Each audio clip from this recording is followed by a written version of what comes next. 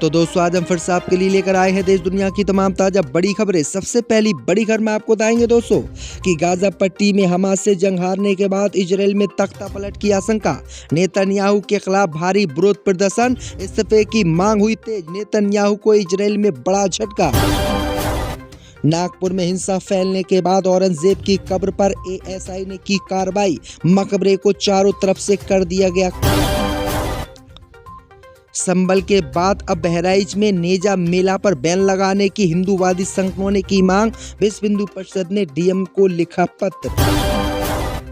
नागपुर में हिंसा फैलाने वाले विश्व हिंदू परिषद बजरंग दल के कार्यकर्ताओं को 2 घंटे के भीतर मिली जमानत। सभी हो गए रिहा, किसी को नहीं भेजा गया जेल।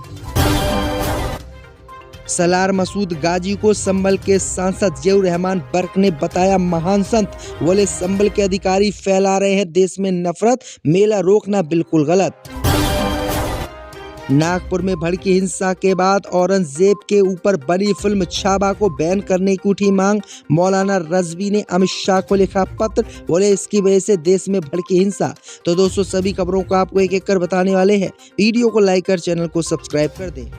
इसी बीच पर तो दोस्तों अगली खबर की ओर तो इजराइल में तख्ता पलट की आशंका। नेतन्याहू के खिलाफ भारी विरोध प्रदर्शन, इस्तीफे की मांग हुई तेज। नेतन्याहू को गाजा से बड़ा झटका। दोस्तों आपको बता दें कि इजराइल में प्रधानमंत्री बेंजामिन नेतन्याहू के फैसले के खिलाफ जनता का आक्रोश बढ़ता जा रहा है। गाजा में युद्ध दोबारा शुरू करने और शीर्ष सुरक्षा अधिकारियों को बर्खास्त करने के बाद देश भर में भारी विरोध प्रदर्शन इजराइल के प्रधानमंत्री नेतन्याहू के खिलाफ देखा जा रहा है। हजारों प्रदर्शनकारियों ने इजराइल के प्रधानमंत्री नेतन्याहू के घर के बाहर जुटकर उनके खिलाफ विरोध प्रदर्शन किया है और उनके इस्तीफे की मांग की है। गाजा में संघर्ष विराम टूटने के बाद नेतन्याहू सरकार ने फिर से हवाई हमले शुरू कर दिए हैं, जबकि अभी भी 59 बंधक हमास के कब्जे में हैं। इनमें से लगभग 24 के जीवित होने की आशंका जताई जा रही है। वहीं आपको बता दें कि हजारों प्रदर्शनकारियों ने नेतन्याहू के घर के बाहर जुटकर उनके इस्तीफे की मांग की है और कहा है कि अगर इजराइल के प्रधानमंत्री नेतन्याहू ने इस्तीफा नहीं दिया और गाजा पट्टी में हमले नहीं रोके तो अब इजराइल की जनता सड़कों पर उतरेगी और इजराइल का तख्ता पलट करेगी। तो ये बड़ी अपडेट आई दोस्तों कि गाजा पट्टी और इजराइल से नेतन्याहू को बड़ा झटका लगा है। तो दोस्तों अगली खबर की ओर तो नागपुर में हिंसा भड़कने के बाद औरंगजेब की कब्र पर एएसआई ने की बड़ी कार्रवाई। मकबरे को कर दिया कवर। दोस्तों आपको बता दें कि नागपुर में औरंगजेब की कब्र को लेकर भड़की हिंसा के बाद महाराष्ट्र के छत्रपति संभाजी जिले में स्थित मुगल शासक औरंगजेब के मकबरे को भारतीय पुरातत्व सर्वेक्षण ने चारों तरफ से कवर कर दिया है। अब इसके चारों ओर बड़े बड़े शेड लगा दिए गए हैं, जिससे मकबरे को अब देखा नहीं जा सकता। ये कदम ऐसे समय में उठाया गया है जब औरंगजेब को लेकर देश भर में विवाद चल रहा है। उत्तर प्रदेश के मुख्यमंत्री योगी आदित्यनाथ ने औरंगजेब से जुड़े विवादों पर तीखी प्रतिक्रिया दी।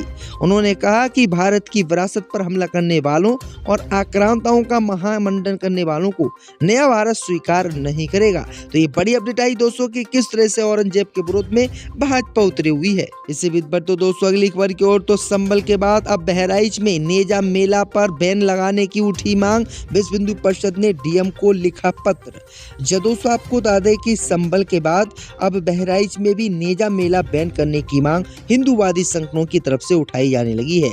दरअसल आपको बता दें कि विश्व हिंदू परिषद ने इस मेले को अस्थायी रूप से रोकने की मांग डीएम से की है। इस संबंध में विश्व हिंदू परिषद के पदाधिकारियों ने सोमवार को जिला अधिकारी को ज्ञापन सौंपा है।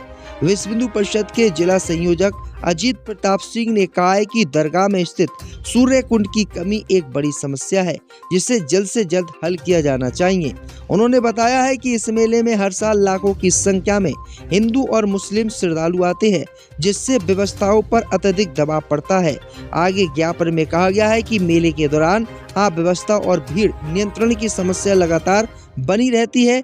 ऐसे में जब तक सूर्य कुंड की कमी पूरी नहीं हो जाती और व्यवस्था दुरुस्त नहीं हो जाती तब तक मेले को अस्थायी रूप से रोका जाना चाहिए। अब देखते हैं कि सरकार इस नेजा मेला को रोकेगी या नहीं, क्योंकि संबल में नेजा मेला इजाजत लगाने की इजाजत सरकार ने नहीं दी। इसे पर तो दोस्तों अगली खबर की ओर तो औरंगजेब को लेकर नागपुर में हिंसा फैलाने वाले विश्व हिंदू परिषद बजरंग दल के कार्यकर्ताओं को 2 घंटे के भीतर मिली जमानत, सभी हुए रिहा। दोस्तों आपको बता दें कि नागपुर में औरंगजेब की कब्र को तोड़ने की धमकी देने के बाद हिंसा फैलाने वाले विश्व हिंदू परिषद और बजरंग दल के कार्यकर्ताओं ने कल ही सरेंडर किया था, लेकिन खबर सामने निकल कर आई दोस्तों की गिरफ्तारी के 2 घंटे के भीतर ही इन कार्यकर्ताओं को जमानत कोर्ट ने दे दी और ये सारे के सारे रिहा हो गए। दरअसल आपको बता दें कि इन लोगों की वजह से ही नागपुर में हिंसा भड़की थी और करोड़ों रुपए का नुकसान हुआ था। लेकिन आपको बता दें कि हिंसा फैलाने वाले इन सभी विश्व हिंदू परिषद और बजरंग दल के कार्यकर्ताओं को रिहा कर दिया गया है, लेकिन अभी तक एक भी मुसलमान को नहीं छोड़ा गया है। तो ये बड़ी अपडेट आई दोस्तों कि महाराष्ट्र में हिंसा फैलाने वाले इन हिंदूवादी संगठनों पर सरकार मेहरबान है। इससे भी बढ़ तो दोस्तों अगली खबर की ओर तो संभल के सांसद जियाउर रहमान बर्क ने सलार मसूद गाजी को बताया महान संत, कहा उनकी याद में मेला रोकना अनैतिक।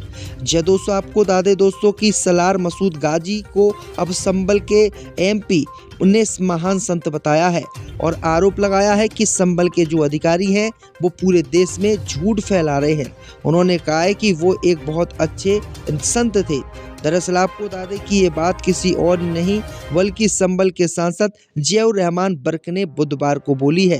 दरअसल आपको बता दें कि आगे उन्होंने कहा है कि सोमनाथ मंदिर पर हमले का जिक्र इतिहास में मिलता है, लेकिन उस समय सैयद सलार मसूद गाजी की उम्र मात्र 11 वर्ष थी। सांसद का कहना है कि इतिहासकार बताते हैं कि सोमनाथ मंदिर पर हमले में सलार मसूद गाजी का जिक्र नहीं मिलता है। सांसद ने कहा है कि संविधान की शपथ लेने वाले लोग कैसे किसी की आस्था का खिलवाड़ कर रहे हैं। यानी आपको बता दें कि जो संभल के अधिकारी उन्होंने साफ कहा है कि सलार मसूद गाजी का किसी भी कीमत पर मेला नहीं लगाया जाए, क्योंकि उन्होंने सोमनाथ मंदिर को लूटा था जबकि उनकी उम्र 11 साल थी। अब संभल के सांसद ने कहा है कि वो महान संत हैं और जो अधिकारी हैं वो झूठ फैला रहे हैं। ऐसा कुछ भी नहीं है, पहले वो इतिहास पढ़े। तो ये बड़ी अपडेट आ रही दोस्तों। इससे भी पर तो दोस्तों अगली खबर की ओर तो पंजाब में किसानों पर पंजाब सरकार ने लिया एक्शन, तो आग बबूला हुए राकेश टिकैत। बोले हमारी लड़ाई केंद्र से थी, खामोखा आप कूद गए। दोस्तों आपको बता दें कि पंजाब पुलिस ने शंभू और खनौरी बॉर्डर पर 13 महीने से डेरा डाले बैठे किसानों को जबरदस्ती हटा दिया। पंजाब पुलिस ने केंद्रीय प्रतिनिधिमंडल के साथ बैठक करके लौट रहे किसान नेताओं सरबंस सिंह पंदेर और जगदीश सिंह डल्लेवाला समेत कई नेताओं को हिरासत में लिया। इसी बीच किसान नेता राकेश टिकैत का बड़ा बयान सामने आया है। आम आदमी पार्टी की पंजाब सरकार की ओर से किसानों पर हुए हमले को लेकर राकेश टिकैत ने नाराजगी जताई है। राकेश टिकैत ने कहा है कि हमारी लड़ाई तो केंद्र की मोदी सरकार से है, आम आदमी पार्टी तो खामोखा इसमें कूद गई है और जो भी किसान गिरफ्तार है उनको जल्द से जल्द छोड़ा जाए। हमारी लड़ाई केंद्र सरकार से जारी रहेगी और अब जो भी फैसले के किसान संगठन लेंगे उससे आगे की कार्रवाई की जाएगी। आपको बता दें कि पंजाब पुलिस की ओर से जब मोहाली में किसान नेताओं को हिरासत में लिया गया तो किसान और पुलिस के बीच झड़प हो गई थी, जिसे देखते हुए कई इलाकों में इंटरनेट भी बंद कर दिया गया था। इसी बीच पर तो दोस्तों अगली खबर की ओर तो औरंगजेब विवाद के बीच छाबा फिल्म को बैन करने की उठी मांग, मौलाना रजवी ने अमित शाह को लिखा पत्र। दोस्तों आपको बता दें कि फिल्म छाबा को लेकर फैले देश में विवाद के बीच अब साबुद्दीन रिजवी जो मौलाना है उन्होंने गृह मंत्री अमित शाह को पत्र लिखकर इस फिल्म को बैन करने की मांग की है। उन्होंने कहा है कि फिल्म छाबा को नागपुर दंगे का कारण बताया है और इस पर प्रतिबंध लगाने की मांग की है। मौलाना का कहना है कि फिल्म छाबा की रिलीज के बाद से देश का माहौल बिगड़ा है। फिल्म में औरंगजेब को हिंदू विरोधी दिखाया गया है, इससे हिंदू युवाओं को भड़काया जा रहा है। उन्होंने बताया है कि इसी कारण हिंदू संगठनों के नेता औरंगजेब के बारे में हेट स्पीच दे रहे हैं। दरअसल आपको बता दें कि 17 मार्च 2025 को नागपुर में सांप्रदायिक दंगे हुए थे और एक मजहर की जो है दोस्तों चादर भी जला दी गई थी और औरंगजेब की कब्र तोड़ने की मांग छाबा फिल्म रिलीज होने के बाद की जा रही है। अब मौलाना ने फिल्म छाबा को बैन करने की मांग की। अब देखते हैं सरकार बैन करती है इस फिल्म को या फिर नहीं, क्योंकि इस फिल्म की वजह से देश का माहौल बहुत ज्यादा खराब हो रहा है। पर तो दोस्तों अगली खबर की ओर तो वक्फ संशोधन बिल पर चंद्रबाबू नायडू, नीतीश कुमार, चिराग को मौलाना अरशद मदनी ने दिया अल्टीमेट, मुद्दे किसी कभी इतिहास नहीं करेगा माफ। जदों साहब को बता दें कि वक्फ संशोधन बिल की आलोचना करते हुए जमात उलमाए हिंद के अध्यक्ष मौलाना अरशद मदनी ने कहा है कि वक्फ संपत्तियों की सुरक्षा हमारा धार्मिक कर्तव्य है और जंतर मंतर पर हुए विरोध प्रदर्शन के माध्यम से मुसलमानों ने सरकार को यह संदेश दे दिया है कि वक्फ संशोधन बिल मुसलमान स्वीकार नहीं करेंगे। साथ ही मौलाना मदनी ने कहा कि अगर बिल वापस नहीं लिया गया तो इसके खिलाफ पूरे देश में लोकतांत्रिक और संगठित आंदोलन चलाया जाएगा। मौलाना अरशद मदनी ने इसी दौरान नीतीश कुमार, चंद्रबाबू नायडू और चिराग पासवान पर भी निशाना साधा। उन्होंने कहा कि वक्फ संशोधन विधेयक पर इन लोगों को केंद्र की मोदी सरकार का साथ संसद में नहीं देना चाहिए, क्योंकि ये लोग सेकुलर लोग हैं। उन्होंने कहा कि अगर ये लोग साथ देते हैं और बिल पास हो जाता है तो मुसलमान और इतिहास कभी इनको माफ नहीं करेगा।